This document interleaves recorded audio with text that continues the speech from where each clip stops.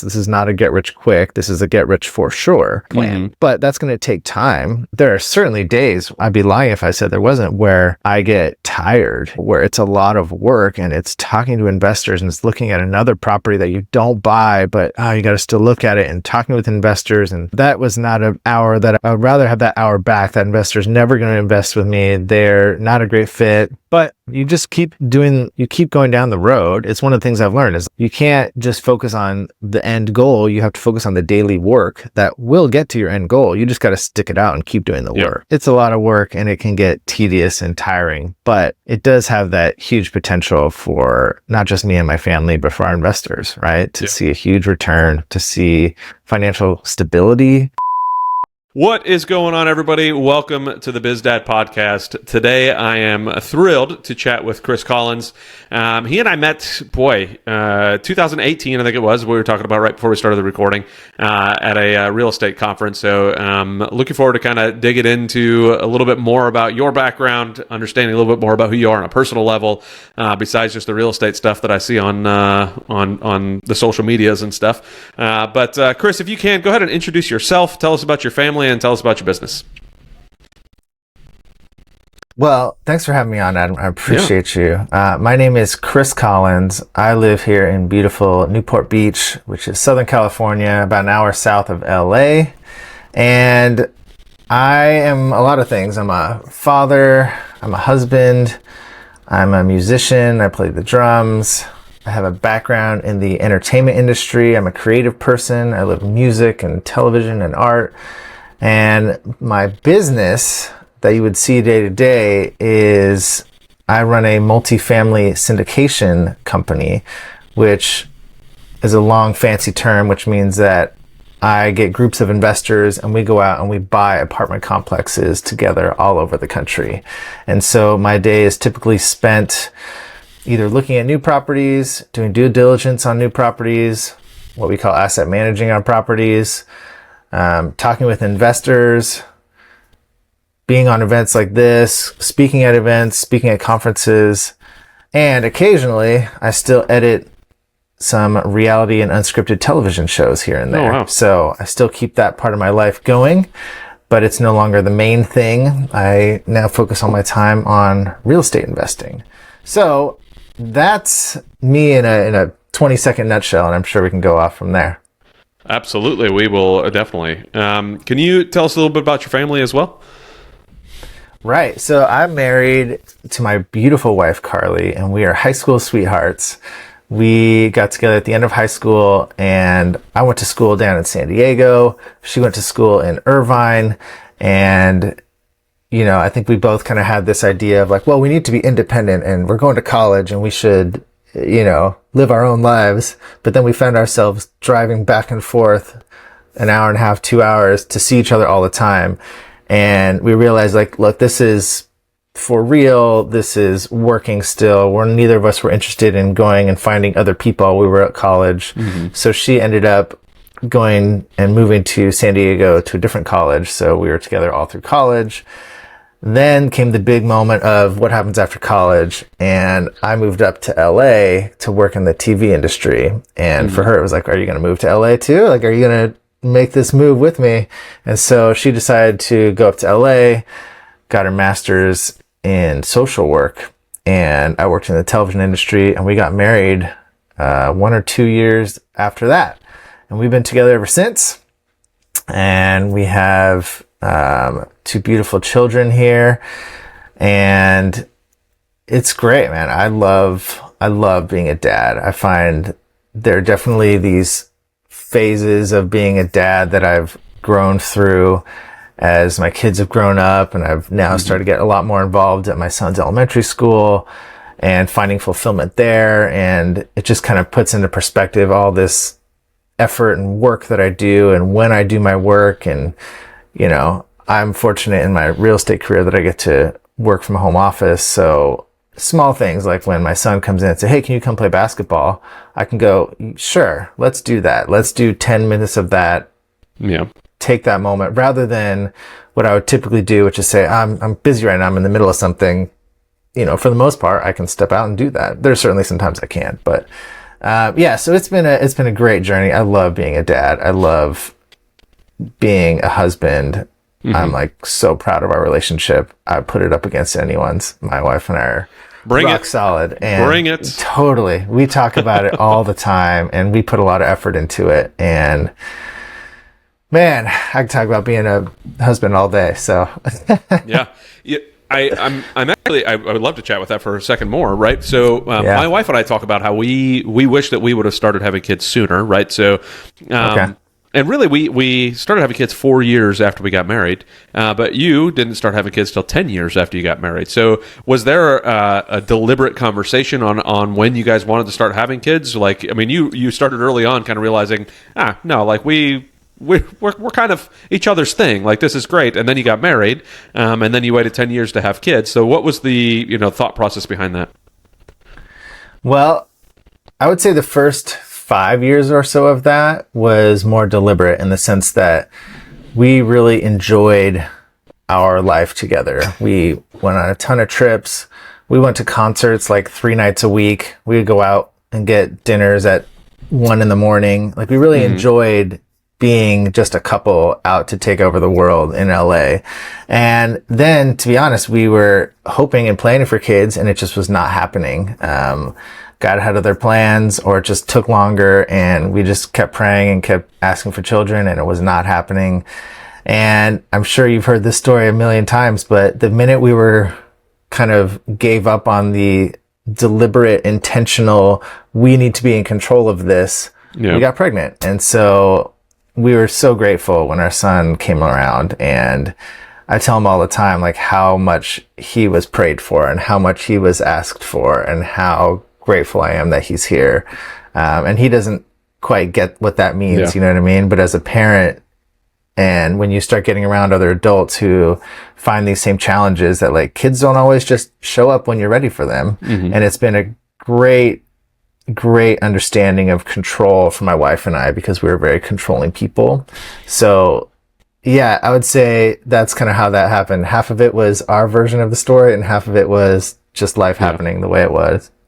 Yeah, we've got our own semi-version of that, because we had kids every 4 years, and that was not the intent. Like, once we had the first, we wanted to keep having kids. Like you said, God had other plans, and it's just not the way it worked out. And it was, for us, it was like, because my wife was military and I was military, but like the military would send me usually somewhere, and I'd be gone for a long time, and then I'd come back and she'd get pregnant. Because again, there was no stress. It was just husband and wife enjoying being husband and wife again, right? And what do you know, when there's no stress, you're not worried about it, you're not trying to have a kid, you're just like, oh, the bodies are just doing what bodies do, and you have a kid. And it was like, oh, this is how it's done, but still, like, even the third kid, it was like, goodness gracious, we tried for like 2.5 years before we had a kid. Like, the doctors were like, hey, we could do IVF, we could do all these things, and we were like, no, like, if we're gonna have a kid, God's gonna give us a kid whenever it's in his time, not mine. But yeah, I wish that I could relate to my 9-year-old what it means to have him in our life. And I try my hardest. I don't know if it's connecting or not. I hope it does. I hope he realizes it. But man, oh man, it's such an amazing thing to be a dad. So I love hearing other dads say stuff like that. It's one of my, like, I guess, mantras, if you will. I tell him certain things kind of every night, more or less. And one of the things I tell him is just, I'm so grateful to be your dad, and I'm so blessed that you're my son. And I just tell him that into his ear, and I just tell him that sometimes when he's sleeping. And I just want him to know how much I appreciate that he's here, and that he is loved. And it goes both ways. And I'm also grateful that I get to be a dad to him. You know what I mean? Yeah, absolutely. What was it like for you, kind of growing up with your dad? Like, is that a similar relationship you had with your dad, or what was your relationship with your dad growing up? Oh, that's a good question. My dad, I would describe him as kind of, I think my parents had a very typical relationship. My mom was at home, my dad was at work, and my dad would come home at night from work, have dinner, and then he would kind of go up to his office upstairs and work. And so I knew of my dad hard work. I knew of my dad as the provider of money. And then my dad was also very giving in the sense that he would be the coach for the baseball team for Little League, and he would teach us how to play catch, and he would teach us how to golf. He was a really great golfer. And so my mom was, the one home every day fixing meals, and I saw my dad working. I would go to his office once in a while, and he's a environmental engineer, so I would say he has one of those boring jobs where it's a lot of paperwork and it's hard to explain exactly what you do to other people, and they're like, okay, they kind of check out quickly. It's not a real sexy job with a lot of frilly things around it. And so I was never that intrigued by his business. And then he's definitely been my kind of inspiration in a light way to pursue finance and the financial side of life, as far as he helped me set up my first bank account. He got me involved with Fidelity Investments and putting a little bit of money in there. And he was always trying to trade the stock market, and he was always trying to be like a day trader kind of on the side. Yeah. And I come to find out later, like, he tried that for a career for a short time and it didn't work out.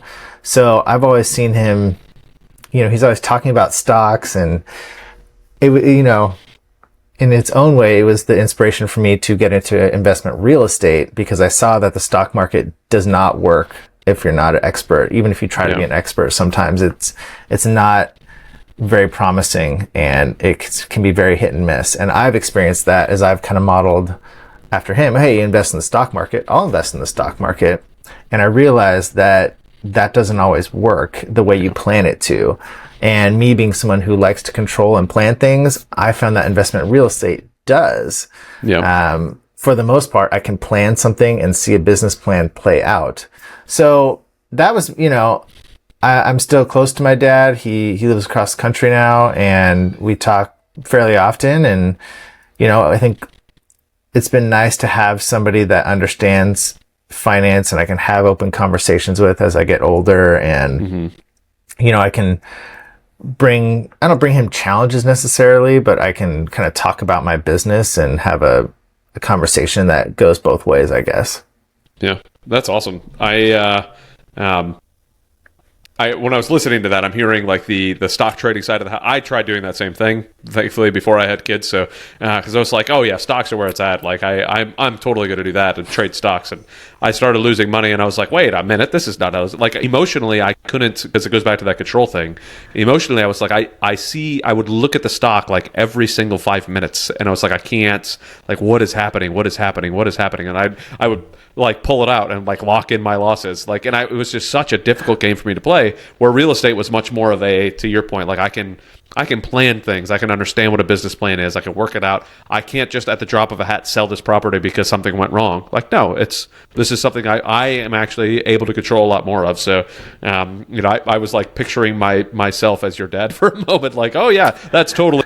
But thankfully, my kids didn't have to see that. They're seeing a different side now. But when you're growing up, you're seeing your dad doing all of this, your mom being a homemaker, and then you decide to go to college and go into like film and that sort of stuff. Like, how did you kind of go down that route, seeing what you saw? Yeah, it was kind of out of left field. Honestly, I was always a creative person. I love music. I love creating things. I was into art class in high school, and I was good at math, like I was in the advanced classes in math, AP and all that stuff, and did well in math classes in college. But I found myself gravitating towards the creative side of life. And it was a big question because, a little quick backstory, when I was in high school, I was a sponsored skateboarder. And so I was pursuing that track, and, how much do I want to push that? So I got to the point when I graduated high school of like, do I want to go to college at all? Or do I want to pursue being a professional skateboarder? I had a lot of good sponsors lined up. And ultimately I decided to go to college and try to keep skateboarding, which was not a great fit because by like the second year of college, I had to drop a lot of my sponsors. I just wasn't skating enough anymore.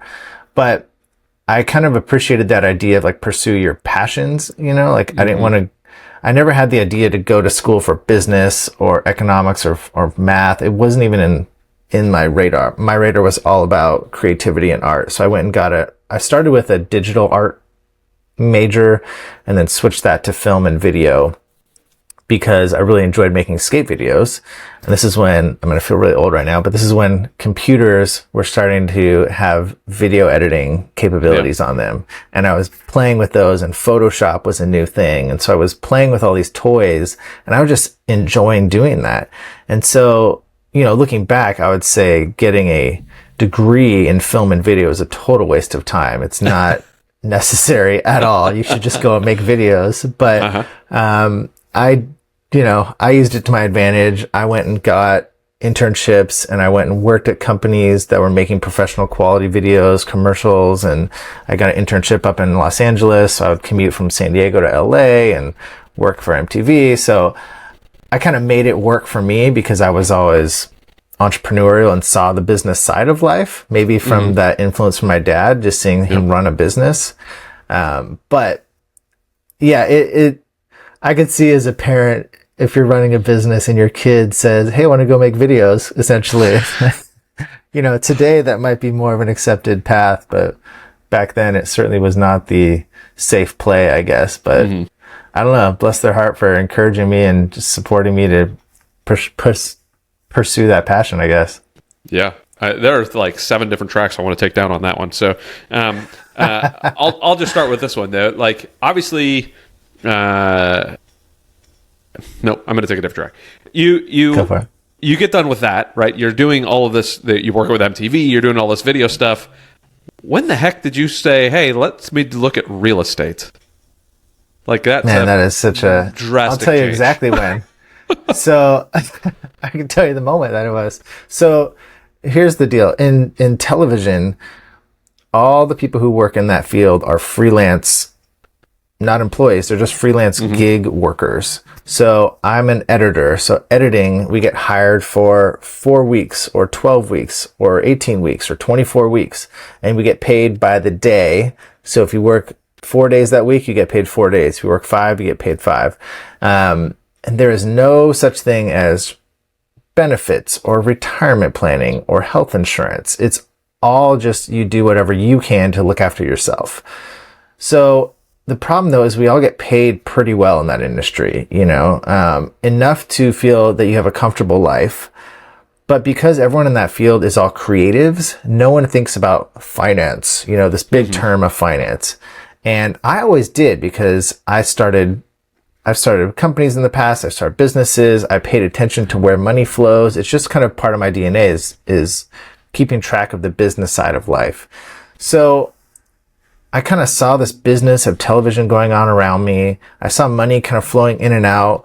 I saw plenty of friends spending all their money and getting the new BMW, buying the house, and kind of living like they're broke, though, because they had no more money left over. Meanwhile, I didn't spend like any money. Like, I lived in a small 1-bedroom apartment. I never bought clothes. I had an old used car. I just never spent money. I just would make a lot of money, and then it would just go into a bank account and ultimately get invested in stocks. And I kind of watched that go up and down. But then I had this discussion. I was sitting in an editing room. We call it editing bay, but I was sitting in a room with another editor, and he was in his mid 60s. And I said something like, man, I got to figure out this whole retirement thing. I don't know what we're supposed to do. We're freelance workers. I got to figure out what do I need to do here? And he turns around, he looks at me and he goes, yeah, man, I got to figure that out too. And I had this realization, this guy is in his 60s. You're supposed to be retiring. Yeah. Of course, it makes total sense. You're creative. You don't know how to deal with finance. You get paid money. You spend it all. And now you're in your 60s and there's no end to this. You just have to keep working because you have to pay for your health insurance. There's no one's done it for us. And so in that moment, I realized I need to figure out a way that I can secure retirement and secure my finances rather than my path thus far, which was put a bunch of money in stocks, hope it's a big enough pile where when I quote unquote retire, it's enough money that I can live off until I die and it hasn't gone down to zero. And I realized that is not a great way. It doesn't work with my being of wanting to be in control and plan things. So I quickly, I don't know, I'm trying to think why I came up on real estate. But real estate, to me, knowing nothing about it at that time, made sense. The idea of buying a house, renting it out, and that rent comes in every month. And then the next month, rent comes in again. The next month, rent comes in again. And I realized that there was a key there, which is this money that replenishes itself every month. And I thought, that is a simple way to retire. Stock up enough homes where money comes in every month. You can spend the money as much as you want. And then the next month, on the first of the month, it replenishes. So I'm like, oh, that to me made a lot of sense. I just didn't know how to do it, right? I just had to figure out what that meant practically. How do you go and just buy houses? I'd never done that before. So it was that moment that made me realize, investment real estate makes sense as an idea. It was just my problem now of what to do now, what to do next. Yeah.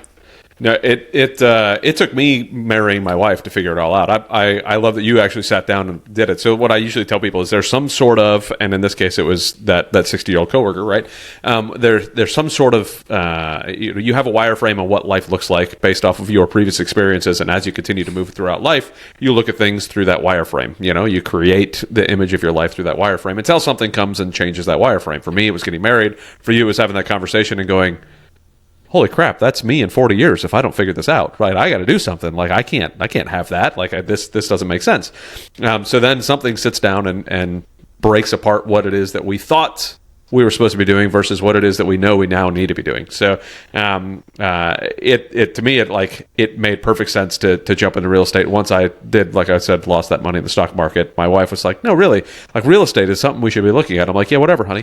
And kept moving along. But so it goes from one thing to think to yourself, yes, I need to buy a house, to now going and raising capital from other people and buying an apartment building. Those are two very different things. So walk me down that path now. And I would imagine, and I kind of want to weave this in, because one of the other paths I was thinking about going down is your creative mind works really well, I would imagine, in working with the investors and building out these business plans, because you get to create now a whole new, like, business and creatives. Like, it just makes sense. Like, you, as long as you have somebody to kind of rein you in, because creative minds can tend to go off a little crazy, right? But how did your kind of creative mind start to go, wow, this is how I could develop this and turn into syndication? What was the path on that?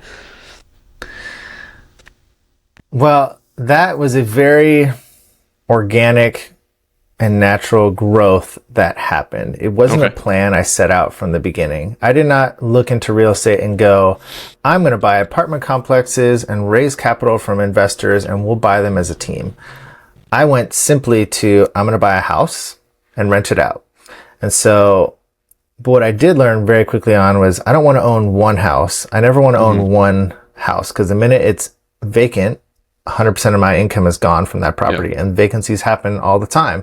So I bought two houses, and then I got my first taste of dealing with property managers and dealing with phone calls from property managers and dealing with all these little nitpicky decisions and checking them on little things like fixing the stove or fixing a spring in the garage, or fixing some flooring that got torn.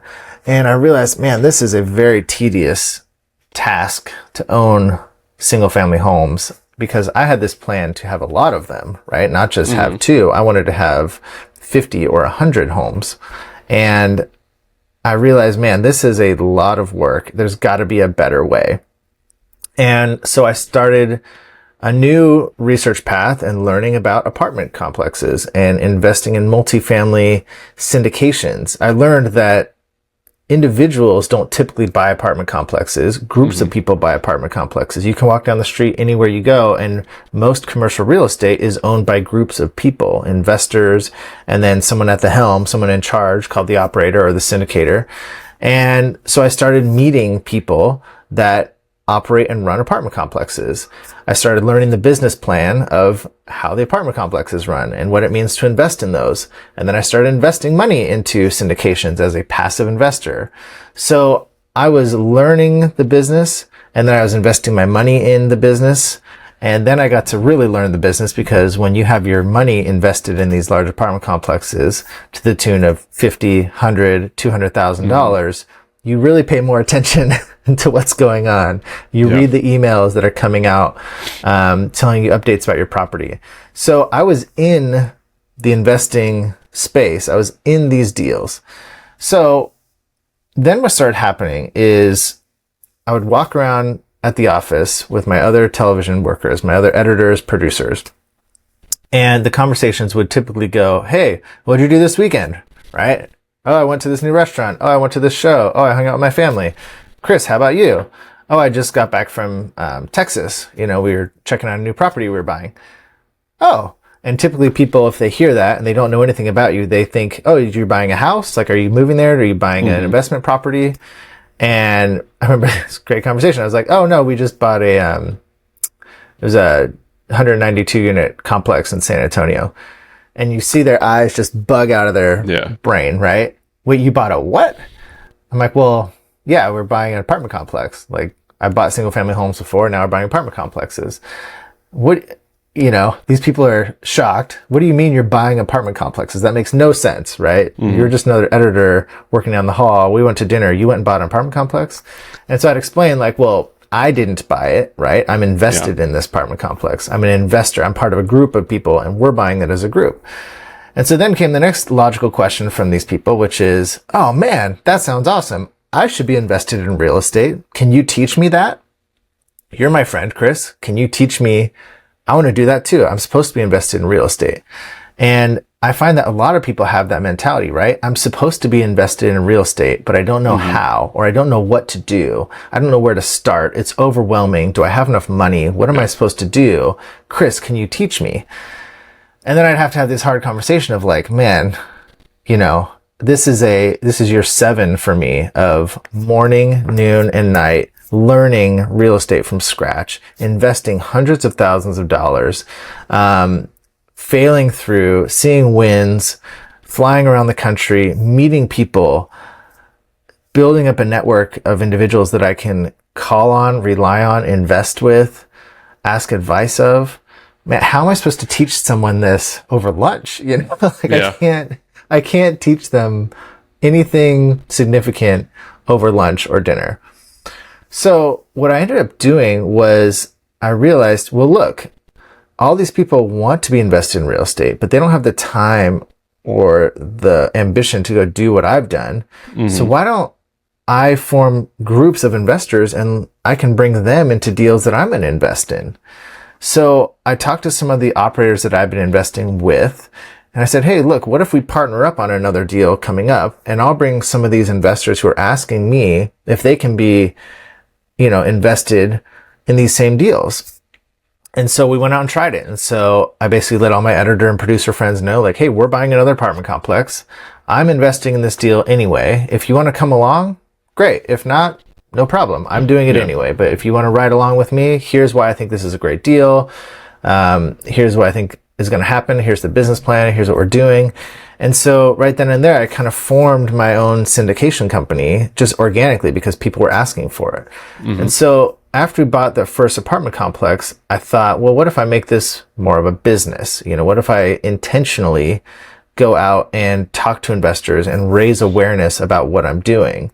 And so that's how I formed my company, Amity Cash Flow. I was more intentional, like, hey, I have all these operators that I've met over the years that I've invested money with, and I can start building teams around the country. Because one thing I realized quickly is I don't want to go move to Texas. I don't want to move to Florida. I don't want to move to Arizona. I want to live in California, but I don't want to invest in California. I don't want to own property here. So, but by building these teams over the years, and I've had, now I've had relationships with people for 5, 6, 7, 8 years at that time. Well, now we can go buy a property together, and I can tell my investor group, hey, look, I can be your hub. If you get to know me and you trust what I'm doing, I can get you into deals around the country with partnerships that I've already established that I'm investing my money into. And if you want to come along, let's do it. And so that's what I've started doing.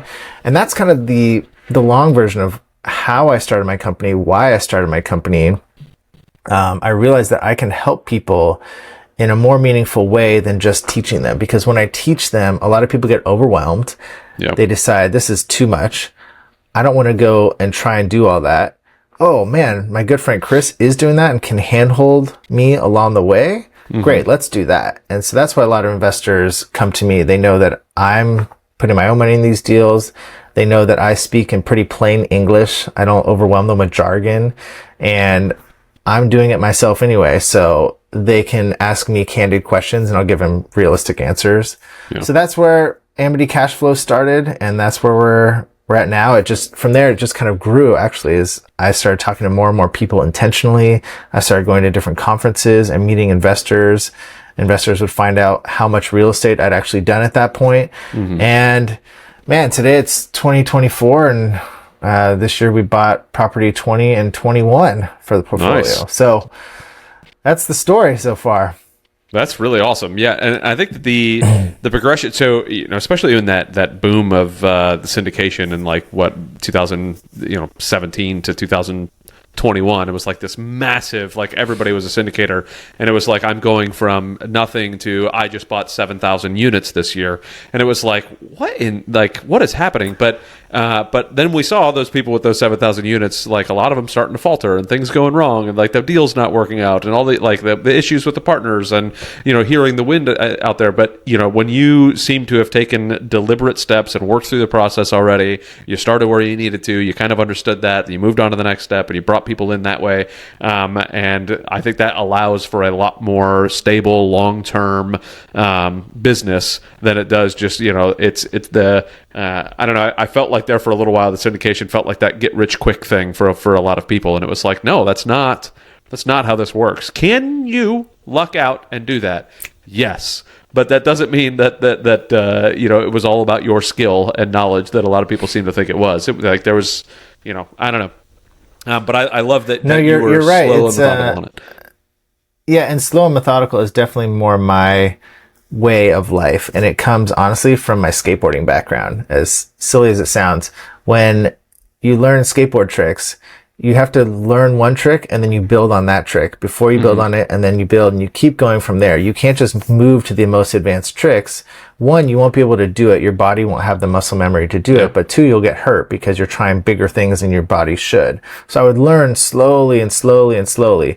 And when I build businesses and when I get into investments, it's the same way. So when I got into real estate, I spent 2.5 years just learning. I didn't have to put any money anywhere. I didn't invest in any deals. And some people would laugh and go, what were you doing? You're just wasting time. Well, for me, I didn't have that pressure. I had a job, a career, a beautiful wife. I'm just living my good life, knowing that I will be invested into real estate. It will be my path of securing my future. I'm going to do it right. I'm going to do it correctly. And I'm going to do it with a stable foundation and an understanding of how it works, the ins and the outs. And then I'm going to invest my money in it slowly but surely and get to know it as an investor. So by the time I got to actually speaking with investors about trusting me with their capital, I felt, I guess, ready for that responsibility because I know I had such a strong foundation. You're right. There's a lot of people who jumped into syndication and are still doing it today, to be honest. And it's something I try to talk people down from. And it's, they learn about syndication and then they're going to go and raise capital right away and get people to trust them with their money. And I'm constantly having these sobering conversations with people about just the gravity of what they're talking about, that someone is considering taking their retirement money, right? $100,000, $500,000, and they're going to put it in your hands to invest it into an apartment complex. And you are responsible for the business plan and seeing the success of that return on their investment. And what happens if you don't do great, right? What happens if that property falters? What happens if you have challenges along the way? And this is your first time doing it. It's a terrible idea, right? I think people jump into this way too quickly. And I think that's what you've seen people kind of flare out. They come into this thinking it's great and sexy, and then, oh wow, this is a lot of work. And then they take off and they're no longer in the space anymore. And I always had a long-term thought process. This is not a get rich quick. This is a get rich for sure plan. But that's going to take time. And, there are certainly days, I'd be lying if I said there wasn't, where I get tired, where it's a lot of work and it's talking to investors and it's looking at another property that you don't buy, but you got to still look at it and talking with investors. And that was not an hour that I would rather have that hour back. That investor's never going to invest with me. They're not a great fit. Mm-hmm. But you just keep doing, you keep going down the road. It's one of the things I've learned is like, you can't just focus on the end goal. You have to focus on the daily work that will get to your end goal. You just got to stick it out and keep doing the work. So for sure. Yes, it's a lot of work and it can get tedious and tiring, but it does have that huge potential for not just me and my family, but for our investors, right? To see a huge return, to see financial stability. And for a lot of my friends who are still with me from the TV industry, some kind of retirement for them, right? Yeah. Like a way that they can be invested in real estate without having to do all the work. Yeah, for sure. I want to turn it to a little bit to the family side of the house, right? You kind of already alluded to, you work at a home office, you're able to, go and play those basketball for 10 minutes in the middle of the day. Like my kids, and I've said it probably 50 times on this podcast, but my kids, we were sitting down at the beginning of 2024, the beginning of this year, and like, hey, what is it that I can do better to be a dad? And one of the things was my oldest was like, can you maybe just 20 minutes a day, just come outside of the office and play with us for something. And I was like, dude, it's going to the calendar. Let's make it happen. So we literally right then put it in the calendar and made these things happen. But I try to show them that, once in a while, like you said, I'm not able to make that happen. Like it's in the calendar, but there's something that happens. There's something that's going on. Maybe it's even something that they have going on that we're not able to do it. Right. But I try to constantly have the conversation with them about what it is that daddy's doing that allows me to be able to do that and how all that goes. And given your methodical, logical, wanting that planned out thing, do you already have some of those conversations planned out? Like, how do you have those conversations with your kid to say, hey, this is what daddy does for work? Like, what does he think you do for work? And then how do you kind of relay that to him in an understandable way that allows that information flow to go?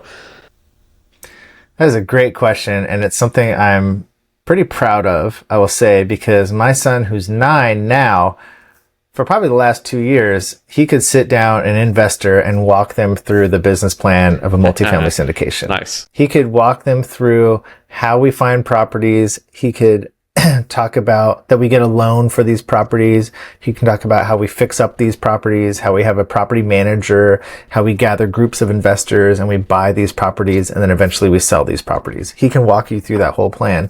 And one thing I've did is you can't see it now because I'm in the middle of redoing my office, but I have all my properties on my wall.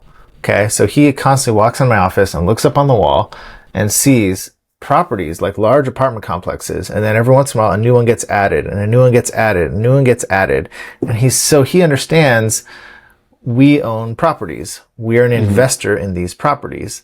And I don't speak so much in the actual numbers, but I talk about concepts. Hey, look, that property has 200 people that live there. Okay, every month all 200 of those people write a rent check to us. Not me specifically, right? They go to the property management. And I tell them, I'm like, look, every time they pay rent, we get to collect that rent. Guess what happens next month? I'm like, they write a check again. Wow. So I started instilling him the idea of just simply owning real estate where someone else writes you a rent check. And I started with it really simply from there. And he got that concept. And then he would start seeing, one of the things I do when I have investor conversations, often I'll write down their name and kind of a dollar amount of what they are telling me they want to invest, right? Hey, Chris, I'm looking to invest like $100,000 in the next deal. Let me know when the next deal comes up. So I'll write their name and $100,000 and I'll put it on my wall. And I'll just kind of keep a running tab of some of the people who I've talked to. And so then he'd start seeing those and he would go, what is that? I'm like, oh, that's, so-and-so, and they're looking to invest $100,000 with me into one of these properties. So now his mind gets blown because he's, $100,000 to him is astronomical. He's looking at like $10 and $20 and, kid size money. So then he's got the idea that this is a bigger business, right? Well, how much are these properties? Well, that was $20 million. That one was $6 million. That was $23 million. And, I use those numbers in broad sense. So he gets the idea that you can do that. Like, I'm just dad, right? But we're buying $20 million properties. And it seems so otherworldly because to me, when I was a kid, that wasn't even, I had no idea that that existed. Yeah. So I wanted my son to know that people like you and me can go out and buy these properties. It's not reserved for these elite people that are behind closed doors. It's just people like us. We go out and buy properties. It takes a lot of work, and you see daddy working every day really hard to make this happen. But we can do it. And so I think that the two things I wanted to instill in him, one is like hard work ethic. He sees me, and that's been one of the beauties of having an office at home, is he sees dad working all day. And he sees that I'm available, but what he knows is I check into my office and I'm there working. When he comes home from school, I come out of my office and I say hi and we hang out, and then I go back to work. He doesn't see me, slacking off. And then the other thing is buying, what you and I would talk about, cash flowing assets, buying assets that pay you every month, buying property, buying apartments, buying houses, doing something so that you get rent. And now the other day we were playing Monopoly, right? And I could see he had a way better understanding than I did when I was a kid. He actually gets what these properties are. Yeah. And he asks questions. You land on that piece, it's like $160. And he goes, well, how much is the rent? And I'm like, oh man, it's such a good question. Right? You should know what your rent is compared to how much you paid for it. And what's it worth? So I already see it working just when you're playing a board game, right? So that was my way to slowly, methodically instill in him the idea of buy investments. And then, to be honest, man, anytime I can, I try to just reference it. If we're looking at a nice property, I'll say something and he's like, oh, is that like or they build a lot of properties around us, right? We live in an area that there's a lot of development. And if I see a large property, I'll go, hey, I bet a bunch of investors got together to buy that. And every month someone's going to pay them rent. And then we just keep driving. Like I just kind of drop little nuggets into his brain. And I figure over time, it will, plant and become a big tree in his brain. And so he understands that. And I feel like he already does. Yeah. Now I just have to try and tone it down so I'm not bludgeoning him over the head with it every day. So there is a delicate balance in that. Yes. Yeah. And then the other thing that I do, and this is my one other tip for parents that I love and it works great. And it's the idea of doing activities that will pay you in the future. And what I mean and how I play that out is in his reading, he has two different kinds of reading. There's his reading for school and for fun, where he reads his comic books or his assigned book at school. And then I have money books that I give him. And money books are any kind of book that will advance his brain and knowledge in the financial side of life. And what I do is I stick dollar bills in this book. So let's say it's a 20-page book written for kids about finance. And I don't care what the book is, honestly. It's something to do with finance. I'll put money in it. So I'll put like every 5 pages, I'll put $1. And at the very end, I'll put a $5 bill. And he might make $10 to read this book, which is what, you should, you're paid $10 to read a book. This more teaching the idea that if you advance your brain in the world of finance, it will pay you money, right?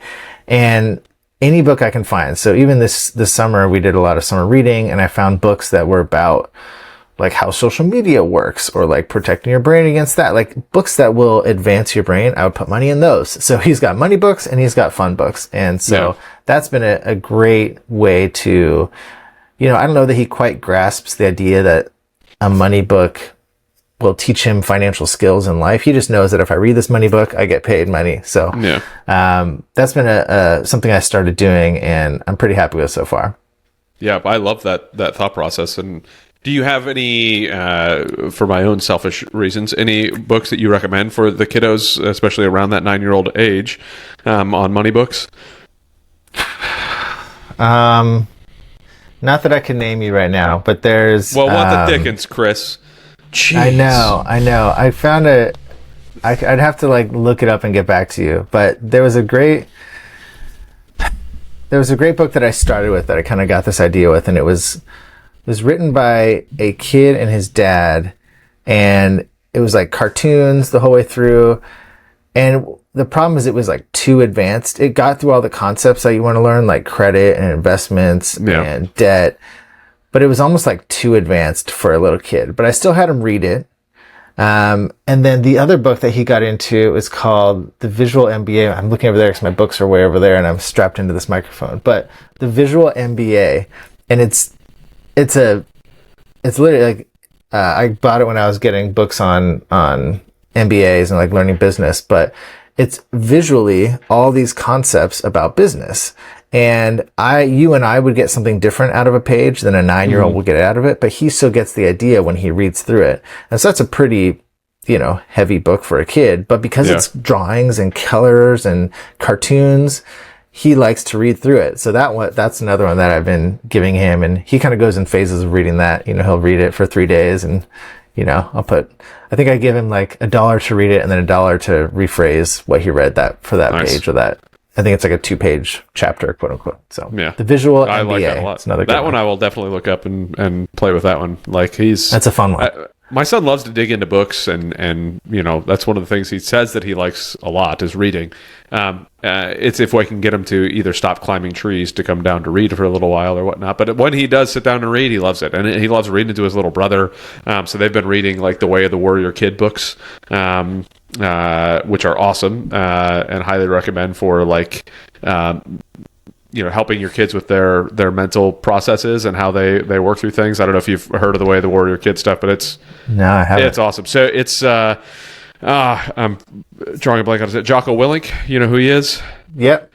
So it's his books for kids. Talking about how to deal with bullies and how to deal with being a disciplined kid and like knowing what discipline is, and starting with no pull-ups. And he's got like Uncle Jake comes to the house and starts talking to him. Uncle Jake's a Navy SEAL, hence Jocko Willink, right? And it's like teaching the kids all this stuff. And there's like 4 or 5 books in the series, and my son's smoked through all of them. And now he's reading them to his little brother, and his little brother loves it, and he's like, "This is great, let's do it." So they just sit down and read together, which is awesome.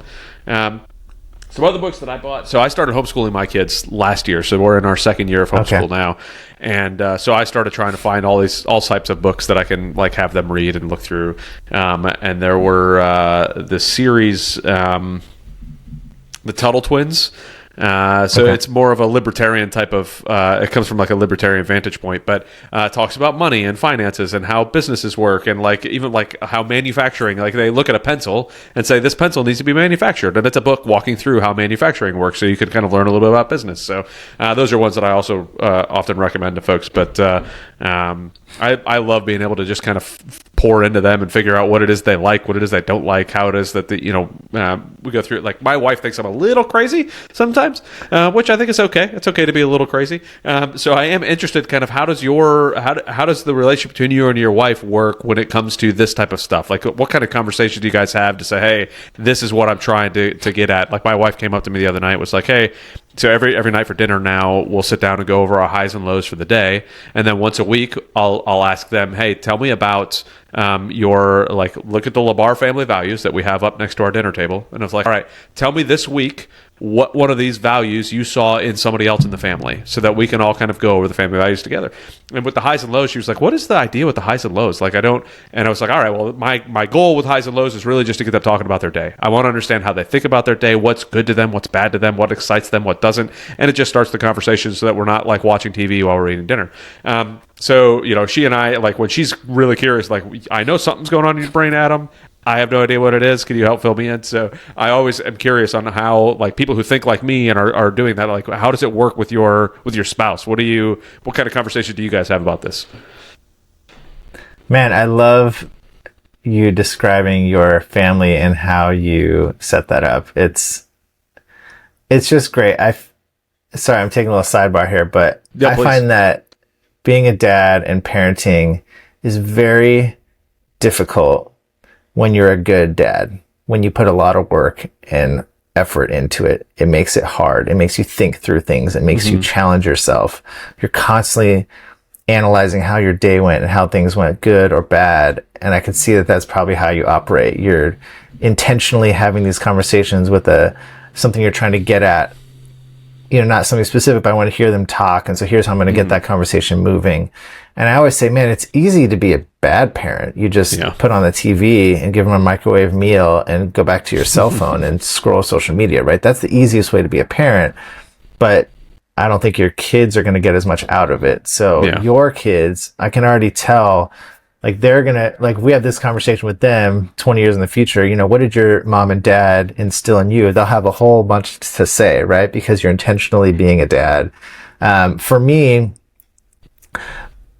I would say between my wife and I'm the more deep thinker. I'm the more analytical, the more strategic. I always have an angle. I always have an entrepreneurial vision for whatever it is we're talking about. I could take any topic and go down a rabbit hole for 25 minutes and build a business out of something and find the problems with something and how should we overcome them.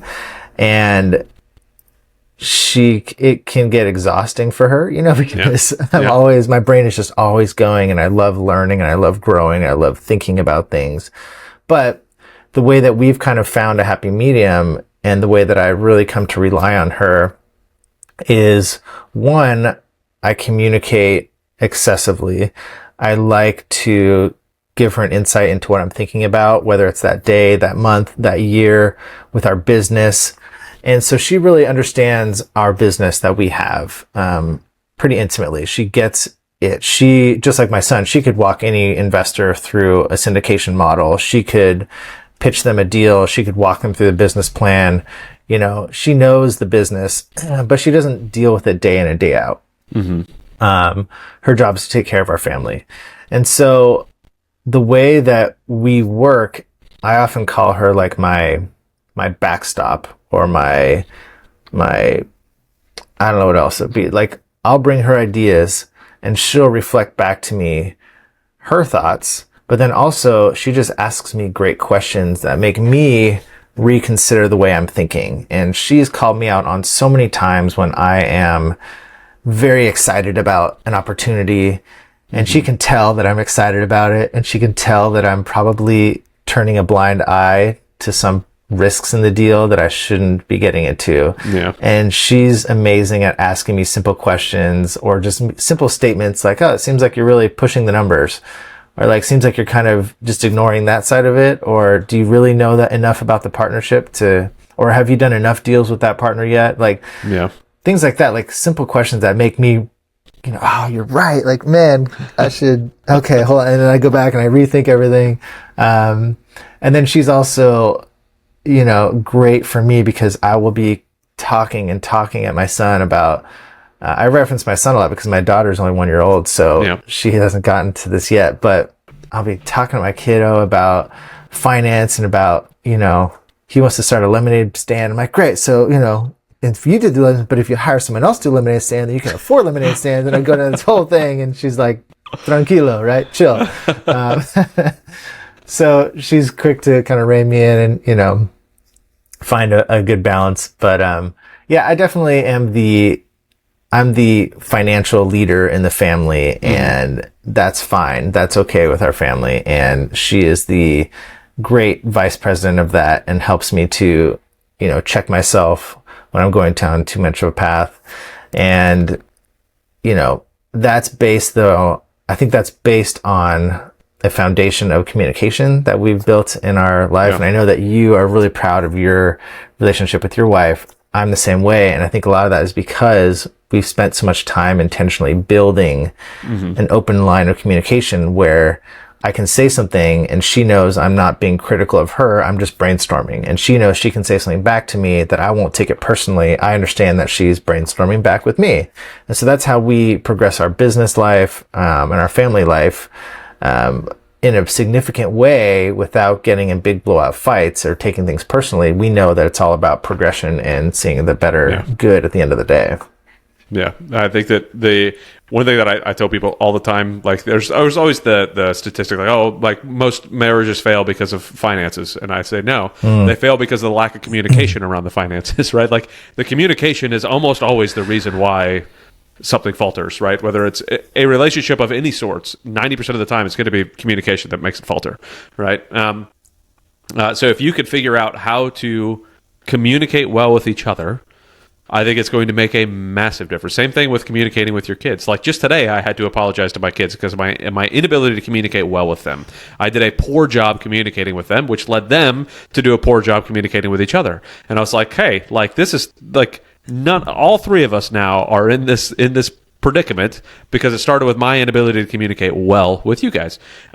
So like being able to recognize that and say, hey, this is how we do it and this is what we should be doing, this is where we should be going, and being intentional about the communication with each other, like to me is so massively important. And it starts with the way I always explain to people, like number one is God, number two is my wife, number three is my kids. My kids know they're number three. Like they know they are number three. And it's not because they're, like, oh, you guys are pushed to the side. No, like, because if my communication with God is not right, then I'm going to struggle with my wife. If my communication with my wife is not right, I'm going to struggle with my kids, and it all flows downhill. And without my wife, I wouldn't have my kids. So I need to make sure I keep things in that order. And then people like you, Chris, are down below my kids, right? And you don't take offense to that because you know that that's how it has to work. So if we can all be communicating in that way to be able to say, hey, this is the way it goes. This is what we need to do to run well as a family, and for us to be able to provide well for you as kids and be able to do well in business. Like this is just the way it has to be. It's what I have to do. But I cannot stress to people how important it is to have that communication down. And I mean, as somebody who's been married 19 years, obviously you know that. So how do you, question back for you, because one challenge I have is my wife and I are very controlling, and we're very, we excel and we like to pursue greatness and we want to get better. And a challenge that we have is perfectionism, right? And I fail all the time, but I'm always failing forward and moving on to something else. And so I don't tend to talk about the failures. I tend to talk about what we did that day in a good way. But I want my son to know it's okay to fail, and I want him to fail, and I want him to experience the failures and the growth that happens through it, and know that failure is not a bad thing. And so one thing I remember hearing Sarah Blakely talk about was that her father always told her. Just going to use her as an example. Yeah. Really? Okay. Yeah. It was like, sit around the table. Hey, what'd you fail at today? Yeah. And it's such a weird question to ask your kids because it's the opposite of what you usually ask, which is like, how was your day? What went great? What did you enjoy? And they understood quickly that failure is an option. It's part of life. It's a healthy part of life. But I have failed at instilling that to my son because I feel like he will still try to kind of weasel out of things or not fess up to things. And ultimately that's because I have not communicated that failure is okay. Like I'm not going to get mad if you fail at something. I'll probably get, upset if you're lying about something or trying to weasel your way out of something, when if you would have just told me, hey, I failed at that, and like, how, what do I need to do better? But I don't know. It sounds like you communicate really well with your family. Do you broach that topic? How do you deal with that with your kids? We've actually asked that Sarah Blakely question multiple times, and it's something we are still, but like my wife and I are both perfectionists. So what do you know? We have kids that are the same way, and it's still something we're working on, right? So there's multiple ways I do that. Is one, I talk about what I have failed at, right? Something I failed at that day. Oftentimes that's part of that at dinner time. What was your low of the day is usually going to be a conversation about how I failed at something, because I want them to know that it's okay. Dad fails just like everybody else does. So it's usually going to be something around me doing something poorly. And then also when they fail, I'll be like, all right, well, let's look at it. Let's look at what that failure taught us. Where can we go with it? I feel like I'm just talking over their heads a lot of time when I do that. I'm still trying to narrow in how to actually have that conversation better, because let's look at golf. Golf is one of the things that my son loves to do. My 9-year-old loves golfing. So he thinks that because he was able to hit a 170-yard drive once, he should be able to hit a 170-yard drive every time.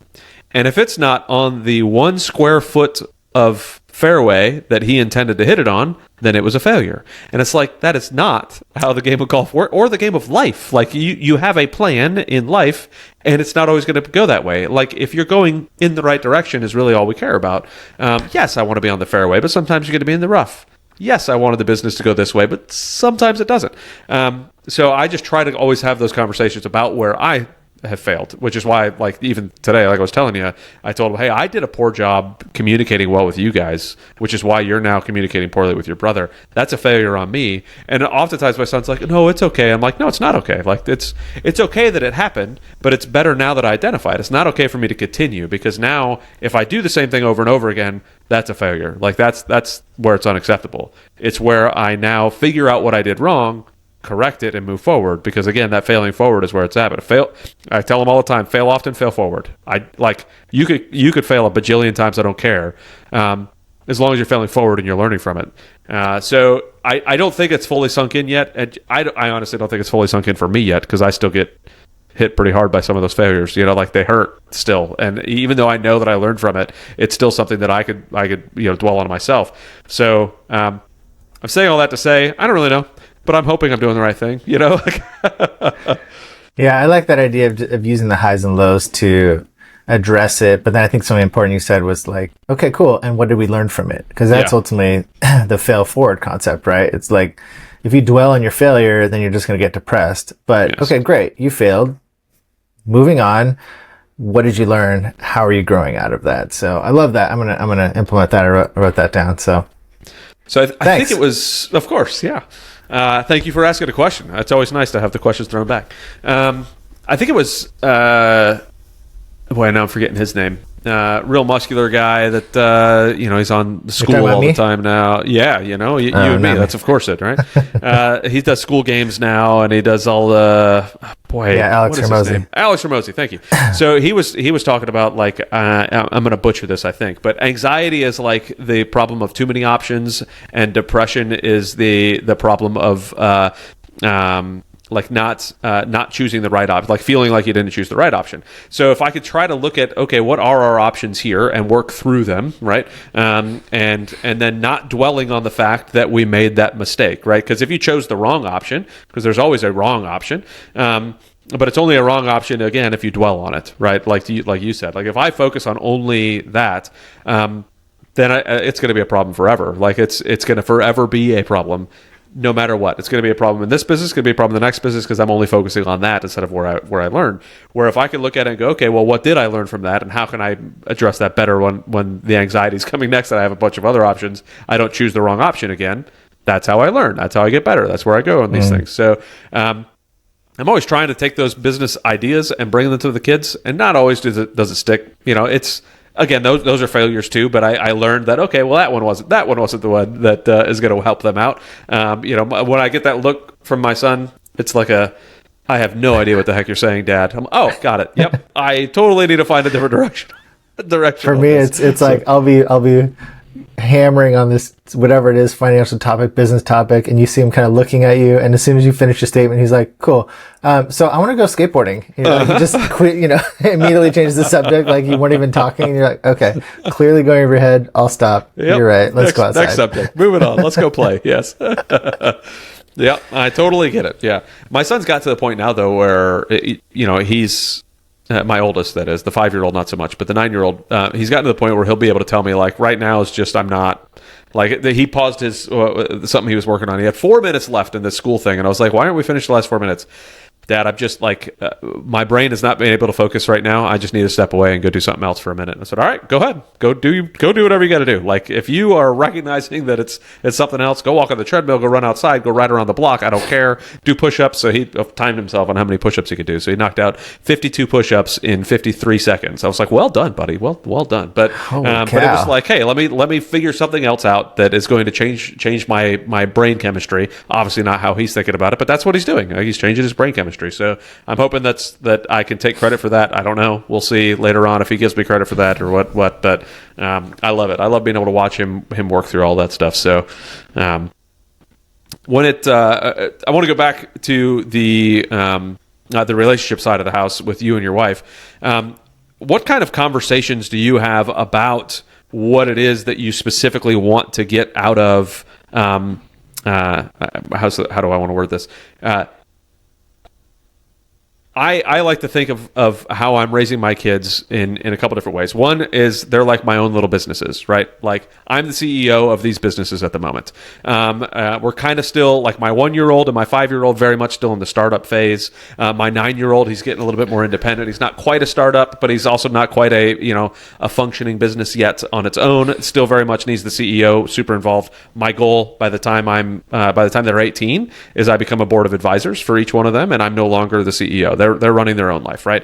So that's kind of my thesis on being a dad as a guy who runs businesses, right? So eventually I'll write a book on that, I think. But I've had this conversation with my wife, and I've like trying to figure all this out and how it goes. But we try to be very intentional on what it is, the specific things we're saying to our kids to help build them up, to help bring them through. And you guys had, again, 10 years of being married to have conversations and 5 years of trying to have kids before you had them. What sort of conversation did you have then about what you wanted out of your kids? Because I try to look at what's the end goal for my kids. Where do I want them to be? And my end goal is for them to be independent kids that I only have to be a board of advisors doing whatever it is they want to do. I don't care. But what conversations have you guys had then, and how have they shifted now as parents to a 9-year-old? That obviously that's a little different than not being a parent yet. I would say before we had kids, we did not have any discussions about what kind of kids we want to raise. It was not. Yeah, that was not we weren't that forward thinking. We were just like, let's get to that point first. We just knew we wanted to have a family. And all that depth that you're talking about came once our kids were here. And so now that they're here, it's one of the biggest challenges, I think, in being a parent is having a thesis and having a North Star and a guiding light of how you want to parent, because you're constantly questioning if you're doing it right in the first place. And, your kids think you have it all figured out and that you have the strategy probably. But the reality is, I think the smartest parents are ones who find a model and they stick to it. And I think one challenge for me and my wife is we're constantly asking, is there a better way? Is there a different thing? Is there something else? Or the tyranny of the urgent comes in where something happens in that moment and you react with a gut instinct rather than, okay, what does my training say, right? Like, what would the model say? All that being said, I think if we have a guiding light, it's still the love and logic concept, which is, to me, the best fit for us, because ultimately the goal is to have independent adults when they leave the house. I value independence. I value in my life I got it. I don't need anybody else's help. I can handle my own business and I'm going to push through until it gets finished. And love and logic is all about teaching your kids to make good decisions with the support and love of a family that sees what they're doing and doesn't berate them when they make mistakes or doesn't get too angry. They simply love them through all the challenges. But the ultimate goal is similar to what you said, but the goal is for them to leave the house being able to make competent decisions without mommy and daddy there by their side, because they've been given more and more and more and more decision making power as they grow up. So that's what I would love to have. And one thing I love about that concept, if you or your audience isn't familiar, is the love part of the love and logic. And it goes something like, when your kid is freaking out about something or they can't have candy, instead of getting mad at them because they're nagging you about having candy again, the love part goes, man, I understand, buddy. Like, I remember when I was a kid and I wanted so much candy. I totally get it. Like, it's a bummer you can't have it. What should we do instead? Right? It's loving them through that moment rather than getting annoyed at them. Yeah. And as a parent, that's very hard because your kids can push your buttons and kids can nag you. And it's hard to remind yourself to be the calm, you're the adult in the situation, right? You don't have to react. So they love when you mirror back to them. Like, it sounds like you really want candy. Yes, that's all I want is candy. And you just want a lot of it, right? Yes, I just want a lot of candy. I know. I remember how when I was a kid, I wanted a lot of candy. Look, even as an adult sometimes, buddy, I want a lot of candy. So, man, I'm sorry. And I know what it feels like when you can't have any.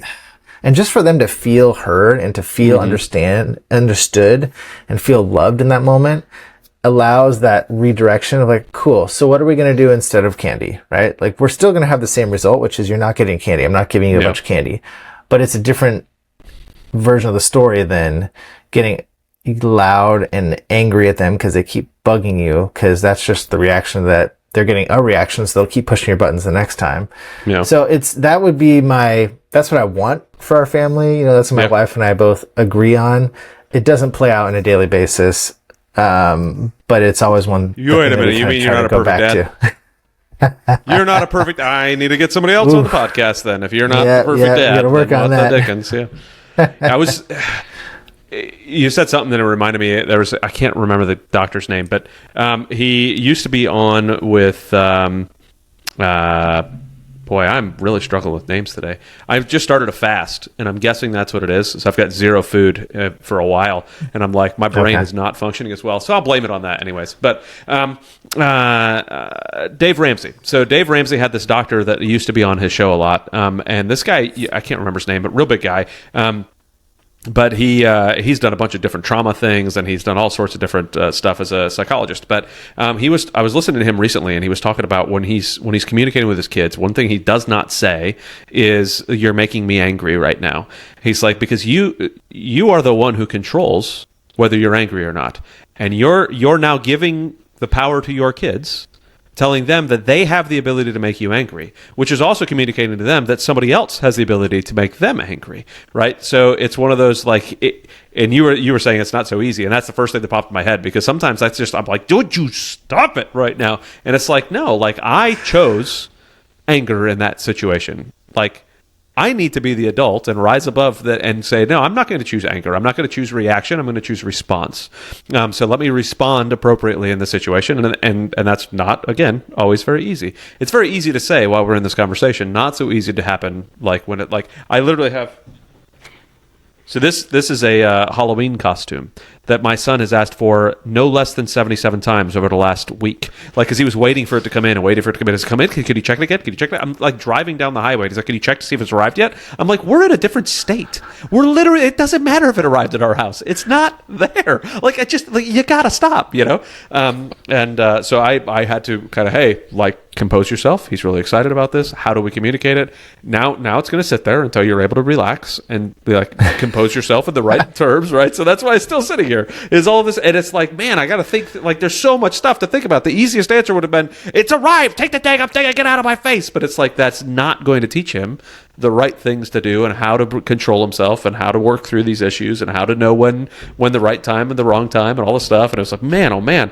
And maybe that should be the name of the book that I write whenever it comes down to it. It's like, being a bad parent is easy, or, you know, like, because it would be so much easier to just react all the time, throw the stuff and move on. Like, give the candy, shut up, you know, it is what it is. But I feel like that's why we have a society that we have today, because too many parents did that, you know, for too long. Well, it's short wins versus long-term payoff, right? The short win is just, here's the candy. Like, okay, cool. I'm done. I don't have to, we're not arguing anymore. Great. I don't have to hear you nagging. Cool. Well, guess what's going to happen tomorrow? And instead of at 2 p.m, now it'll be 12 and then maybe 10 a.m. And then as soon as they wake up, can I have candy? You're like, oh my gosh. Well, I'm the one who's taught him over the last 5 days that if he keeps asking, I'll give him candy. That's the short win versus the long-term payoff of building a foundation and building decision-making skills. One of the things along those lines of, I constantly give him the power to make his own thoughts of, he'll ask me a question and I try to say, like, you know, what do you think I'm going to say? What do you think I'm going to answer you? I'm probably going to say no. Yeah. Why do you think I'll say that? Because this, and this. Okay. Well, now you don't have to ask me the question. You already know the answer, right? Like, you figured it out. Well done. Yeah. And one thing my wife taught me early on was, like, the more you have to say no, they're just hearing the word no, no, no. Yeah. So try and change it. You know, I don't say no a whole lot. What I say is, like, totally, another time, but not right now.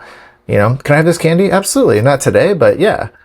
Okay. They're satisfied. They didn't hear no. They didn't hear dad say no. Or I'll go, what do you think? No. Why not? Well, it's 10 in the morning. Yeah. Do we have candy at 10 in the morning? No. Okay. Moving on. All right, I'm not the one telling him no. He's coming to that conclusion himself.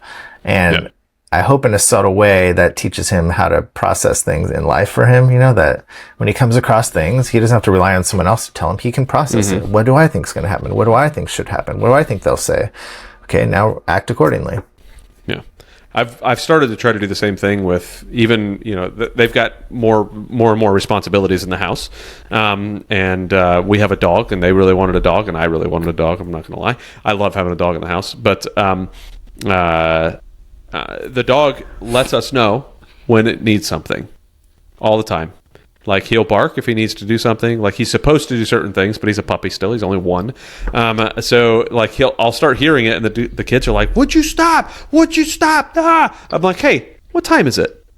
They're like, "It's 5 o'clock." I said, 5 o'clock. Something about that. What's at 5 o'clock? 5 o'clock. It's time for him to eat dinner. I need to go feed him. I'm like, what? That's might be why he's barking like crazy. What a deal, And the second they start thinking through the process, instead of me just saying, "Would you feed the dog?" Like, that is not helping them develop independent thoughts and independent thinking and be able to work through the problems themselves. And so I love it. You're beating the same drum that and no pun intended as a drummer over here. But you're beating the same drum. The one other thing that just came up recently. One thing my wife and I'll do, we'll send each other little Instagram parenting videos, right? It'll just be in your inbox to look at some point. But I saw this and I thought it was great, and it's worked. Is you just observe things rather than telling him or instructing our kids to do things. It's like, it looks like 8 o'clock. I think that's toothbrush time. Or, it looks like the dishes are still on the table. Yep. It looks like the trash is still in the can. It looks like there's dishes still by the sink. And it's like, I'm just observing. Hopefully he recognizes that what that means is, I'm supposed to clear those. I'm supposed to put those away. That was my job. That was my role. So now I'm not harping on him and hammering on him. Hey, put away the thing. Put away, he's learning. I have my own volition. I'm supposed to take care of these responsibilities. Dad's just helping me remember them, right? And that's been, I see your shoes are still on the ground after school, or your backpack's still on the ground after school. And then I just walk away. It's because I don't want to... I don't want to nag him. I don't want to hammer on these things that I've told him 1,000 times. So just observing it. And then, I think he probably gets that if I have to recognize that the backpack is still there a bunch of times, things are going to have to change, right? Maybe you don't get a backpack tomorrow for school. I don't know. Maybe not. Maybe you don't know where it's at now in the morning. Who'd have thought? Who'd have thought? Yeah. Where's my iPad? I don't have a clue. Last I checked, I didn't use it. I don't know. Good luck, buddy. So I know where all my stuff is. That's the one thing that I do get more, stern about. If it's something still there, I'm like, hey, I noticed your iPad's still there. Either you can put it away or I can put it away, and you probably won't like where I put it. Yep. Right? Because when I put it somewhere, it's not going to be neatly on your desk. It might be in the trash, or it might be in the car, or it might be up on a shelf really high. It's up to you. Yeah. Oh, okay, fine. Yep. If I trip over your toy, I get to put it away. What do you know? I will. And I always just do that little bit of threat. It's like, you might not like where I put it, but I will take care of it. It's up to you. Yep. It'll get cleaned up. So one thing I definitely want to hit on that I really loved about, that I learned about you, is your drumming stuff. So where did you kind of... You always mentioned you mentioned at the beginning you've always been very artistic, into music, all that type of stuff. So when did you kind of start getting into drumming, and how did you get to where you are now? I don't know if you still are. Do you still play on the cover band and all that stuff? I play in a couple different bands, and I still tour from time to time. I got into music. One thing I'll credit my dad with is he was always into music. In the car, he would always play loud music. He was in a Led Zeppelin and Skinner and all these classic rock bands. And he would play it loud, and he'd drum on his steering wheel. And he was a drummer when he was a kid. And I was like, oh man, I don't think I knew he was a drummer until I was older in life. But so I was into music from a young age. My mom played the piano. And so I started playing the guitar when I was, I don't know, probably early teenager, and played that for a few years. And then I started playing the drums because I love rhythm. And I found that was the most attractive to me in music. And so I got drums for one reason and one reason only. That was to play Metallica. So I learned how to play heavy metal, my parents were so kind and allowed me to have a drum kit in my room for like the last year of my high school. And then I went to college and I had a drum kit, but it's kind of hard to play in college because you're in a dorm room and stuff. So I played here and there, got together with a group of guys in college and we played some covers. And then when I moved to LA was when I kind of got more serious about drumming, which is kind of late in the career of most musicians, I guess. But I joined a heavy metal band and we were a band for 7 years, but we were all kind of in the same time of our life of we were good enough to get through a song, but not good enough to play it well.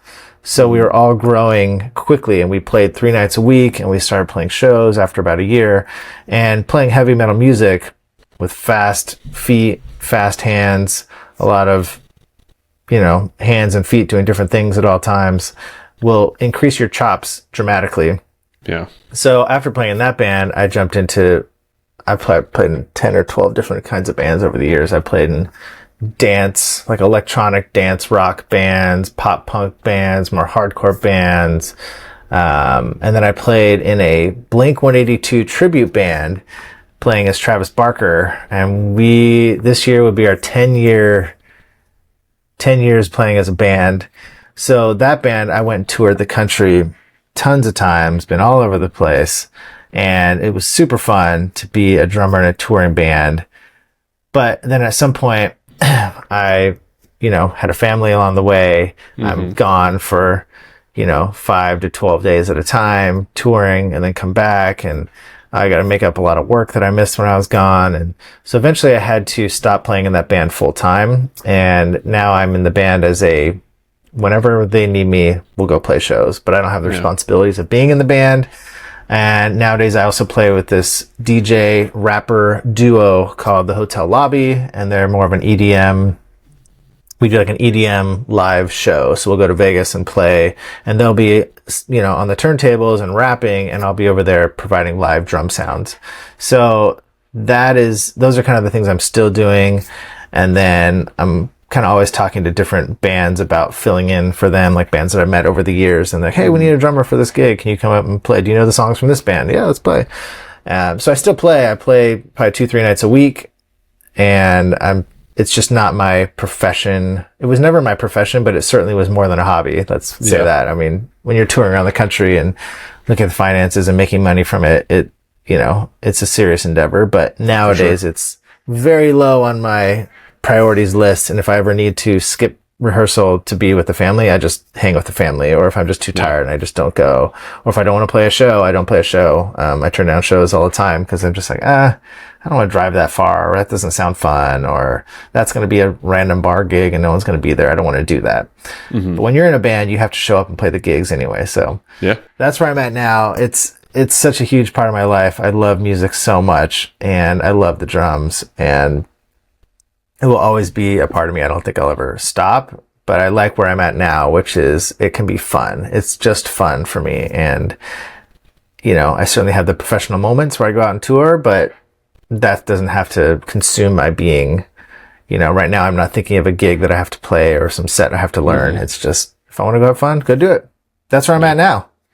I love that more than I could tell you, because I've always wanted to be the drummer.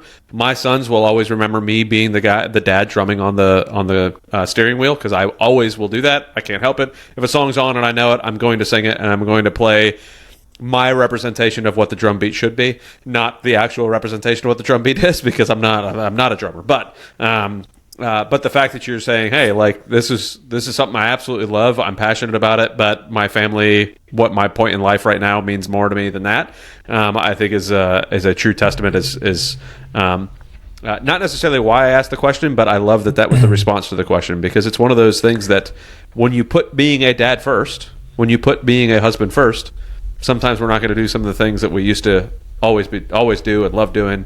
We still have the passion. I love being a golfer. I barely get to golf anymore unless it's with my son. Like, he golfs way more than I do.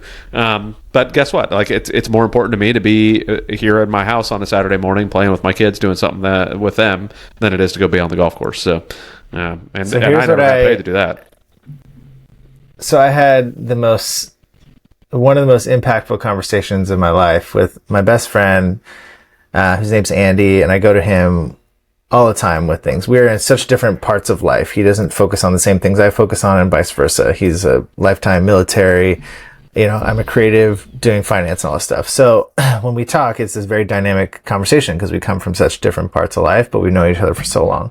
So when I was considering if I needed to quit my cover band and really pursue, the family more, we had this long talk, and I was more talking at him, kind of trying to explain my way through this and what do I think about it, and what are the pros and the cons, and weighing my decisions in life. And he looks at me and he goes, well, okay, let's say there's two paths. Would you say that staying in your band and touring on the weekends and being gone for 5 to 10 days at a time is bringing you closer to your wife or farther away from your wife? And I was like, well, I guess if I had to draw it and I'm looking at two paths, it's probably slowly taking me away, right? Like when I go out and I'm gone for 10 days, it doesn't bring me closer to my wife. Mm-hmm. It's probably not neutral. It's probably somewhat slightly away. And he goes, so what's the question? And I was like, oh man, it hit me like a ton of bricks. And I apply that to my life so much now. It's like, your family is the most important thing. So if something's going to take you away from them and you're considering if it's a good idea, if it's taking you away from them at all, like what's the question? It's not worth it. Your family has to be paramount. You have to look after them. Now, I think that's different than sacrifices in business. Like you have to be gone for a conference and that's pursuing the business. Well, that's ultimately growing your family because you're providing for them. But when there's something that you have the choice of going to or not, and it's not something that you have to do, man. So that'd be my thought to leave you with of, if you're thinking about something, if it doesn't bring you close to your wife, like what's the question? Like it's not even worth it. Make a quick decision and move on. Love it. Yeah. And that goes back to, having the, having what your, I forgot how you ordered it before, but like the, what your intention is at the end, like where do you want your kids to be? It's also where do you want your relationship with your wife to be, right? Because if you're not thinking about that and all you're doing is thinking about the selfish portions of you, well, then you are going to slowly drift away, and then you're going to be divorced. And maybe it's at 25 years after all the kids are out, but you're going to end up divorced. You're going to end up or hating each other one way or the other. So it's a if it doesn't bring you closer, then what's the question? I love that. Like that's a wonderful way to think about it. A wonderful way to kind of wrap up what we've been talking about this last hour and a half. Chris, I have truly enjoyed this conversation. I thank you so very much. I want to let me ask you one last thing. Is there anything that you definitely wanted to talk about that we haven't talked about yet, or is there anything that popped up in your brain that you wanted to jump back to? No, I really appreciate the conversation about family and being a father and being a good husband. It's always encouraging to me. I'm sure you've had this where you talk to some people and you're like, man, we do not have the same views on being a parent. Like it's really nice to talk to you, Adam, and click and kind of encourage each other. That was a nice, refreshing take on a podcast. I feel like most of the time people ask me to be on podcasts to talk about my real estate business and to, educate their viewers about the benefits of real estate. And I guess I would probably, mention that if you have viewers who are interested in investment real estate and they have questions about investing in multifamily deals, I'm an open book. I'm typically available and to talk to people and see if it's a good fit for them. So that'd be a good, people can connect with me there. On my website's a really easy way to get a hold of me. Like if you go to my website, it's amitycashflow.com/contact would be a great way to kind of book a call with me. If you're trying to learn the business of multifamily, I have a quick ebook I can kind of give your viewers as a free download if they want, kind of get how the syndications work. That'd be really easy. They go to amitycashflow.com/ebook. And then also, I guess the one thing I wanted to quick shout out, if I could, and thank Caroline at Epic Minds. So Caroline at Epic Minds, she helped put together this podcast and connect to this. She's got a great business, kind of taking care of people in their public relations and made this podcast happen. So thanks to Caroline for that. Yes, thank you, Caroline. I appreciate it. And thank you, Chris, for jumping on. You beat me to the punch. I mean, saying, "Hey, let everybody know where they can find you." But I have absolutely, truly enjoyed this conversation. It's a refreshing thing for me to find folks in business that love being a dad and want to chat about it. And you'd think it wouldn't be refreshing after, I don't know, recording maybe 70 of these episodes, but it's still like you walk through business life and you walk through life long enough and you see so many bad parents and so many people not wanting to strive to be better and strive to be a present father. And it's always nice to have conversations with guys who are really wanting to do that. And I think the world is going to be better for it, for dads like you that are striving to be solid present fathers who are striving to raise wonderful kids. So thank you so much, Chris, for coming on and sharing your story, telling us about who you are. Thank you, everybody, for listening. I appreciate it. Please like, subscribe, do all of that stuff you're supposed to do. Reach out to Chris, especially if you are interested in the syndication side of the house. But thank you, everybody, for listening. Thank you again, Chris, and we'll see everybody on the next show. Thanks, Adam.